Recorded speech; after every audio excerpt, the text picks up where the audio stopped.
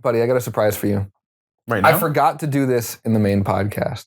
Right now? But I do have one surprise for you. You have a surprise for me right now? I do have a surprise for you. Are you ready?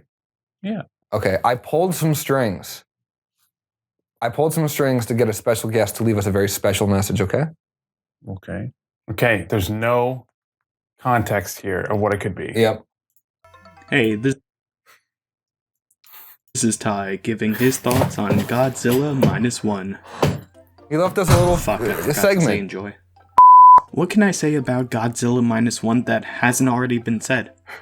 For someone who you haven't seen this movie, have you? Godzilla stomp not through at all. cities, yeah, it was a really popular movie, so we're going to get views off of a Godzilla review at the very end of this podcast. I am on the side of enjoying, like, oopsie doopsie. I'm not cutting this. I'll do it all. Take two. What can I say about Godzilla that hasn't already been said? It's truly a fantastic movie. I mean, for once, you have like Rugrats music humans. That might literally be what it is. Like, normally you go into one of these movies, and all you're expecting to see is Godzilla stomping around, causing mayhem, chaos. And we hear about it.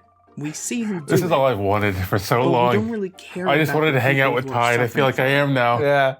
This is the film where you looks actually care. Looks like a Japanese. The humans, for once, that art looks like a Japanese like PS5 exclusive.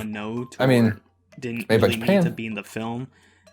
It felt genuine. It felt whole. The music was on point. The story. Has he seen it? Mwah, yeah. chef's We both kiss. saw it. This is his genuine Only thing review? Yes. I have to criticize, and I think from what I'm hearing from a friend of mine, it's a personal critique, and that Godzilla's face looked a little too, like, I guess, cartoony in the form of like his eyes. Were you the guy that there was said that was? something No. off about his eyes. You had nothing to do with this besides asking me to do it. We'll talk about it in a moment. Angry. He was looking ferocious, but it didn't look that way. It reminded me of the older Godzilla films, which Everything he I've says actually is so recently honest. seen. And it makes me It was really just happy that He's such a genuine and he authentic just person. means what he's I saying. love Ty so much. I know. A masterpiece. This is a Godzilla film that I will actually want to rewatch. I thought he was going to stop at time Godzilla and film. again. This And is a if the same Godzilla film. person the same director can create more Godzilla films down the road and incorporate either human characters or possibly more monsters like King Ghidorah, Mecha Godzilla, Gigan, Destroya. The sky's the limit. And I That's really such a shitty hope art. they're able to do that much, if not more. Those are my thoughts on the film. I hope you guys enjoyed it just as much as I did. So, That's wonderful that you got Ty. That's all I've ever wanted was to talk to Ty. I hadn't talked to Ty in like a year, maybe longer, maybe less. I'm not sure. Either way, it had been way too long. And I was this was like earlier this week. I was trying to like get work done and like to get all my work done so I can come out here and not worry about it as much. And Ethan invites me to a party and I see it and I'm like, no, I'm trying to get work done. And then he sends me a picture of Ty in their Xbox party. Oh, so you said invite to a party. I thought you meant I live nowhere near. That's why I was like, bro, you flying out to? No. He sends me a picture of Ty in the Xbox party, and I'm like, whew, that's big.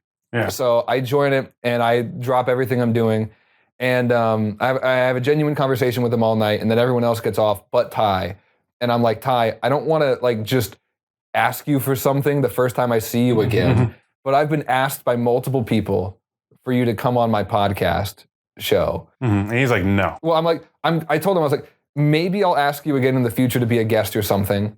Not sure. But I'm going out to do an in real life episode in like 3 days. Could you record something and send it to me? And he was like, yeah, what do you want me to do? We had spent all night talking about Godzilla Minus One because I had just seen it and I asked him for his thoughts. And, you know, he's seen a lot of those movies, so he has strong opinions. And I was like, dude, if you want to just do a review of Godzilla Minus One, I know it makes no sense to throw in an episode like this at all, but Like That's content. just give me like just give me that. Like just give me something. And so I wasn't entirely sure if he was gonna do it, but the next day he sends me those audio files. I don't know if he wanted me to cut out the mistakes. I personally find it so charming that he did that and he sent that to me. So I used it, and I hope he doesn't feel upset by that, because I truly, I don't even think it's insulting or demeaning at all. Like I think it's such a genuine expression of like what he's thinking that I wouldn't want to cut Ty in any kind of way. I think it's very wholesome in a weird way. But so again, keep in mind, I have like real work I should be doing before I come out here, and I'm like, I have to somehow edit this, because he just sent me the audio track. I made the video for that. Right. So I like literally the night before I came out here, I put that together in like an hour, maybe like an hour and 20 minutes, rendered it, sent it to myself, and got on a flight. Glad I didn't forget it. We need to actually get him on the show now. Yeah, well, I'll ask him that now. So, you know what's really funny? Off camera, before we did this, we were watching old videos of you, and I kept talking. I was surprisingly not cringed out. Usually when I watch old videos of myself, I feel like it's really cringy. Like I'm like, oh, I don't want to watch that. And like, surely a lot of them weren't like good, but I didn't feel this embarrassment that I felt in the past. I was like, oh yeah, that's what I did. I didn't think. So what? I thought it was sick. I thought it was dope in poggers. I want to punch you. The thing is, you say shit sometimes, and I'm like, I want to smack you upside the head. And now I'm in person, and I'm being very reluctant. Yeah, because I love you. Give you crush your bones like a big hug guy would. We were watching a bunch of the videos, and every time Ty would say a line, I would laugh. Because Ty just has such a funny way of delivering things. Whether I don't know if that's intentional or unintentional. My favorite thing about Ty is, I have two favorite things about Ty, which I know is counterintuitive to the word favorite. But I feel like it's my favorite because it happens simultaneously. He is like really driven to do what he wants to do. Like even when stuff goes wrong in his life, he has always, throughout the second I known him, has been someone that has persisted and has just been relentless in like what they want to accomplish, and a lot of it has happened for him. But at the same time, too, being one of the most truly like genuine and authentic persons that I've ever met. It's so weird, like because like, you'll meet people in your life who are like, oh yeah, that's like a good person. I don't know, Ty could be an awful human being personally. I'm not. I know him personally, right? But like, I don't hang out with him every day. Like he could go around like stealing from homeless people, and I'd have no idea, right?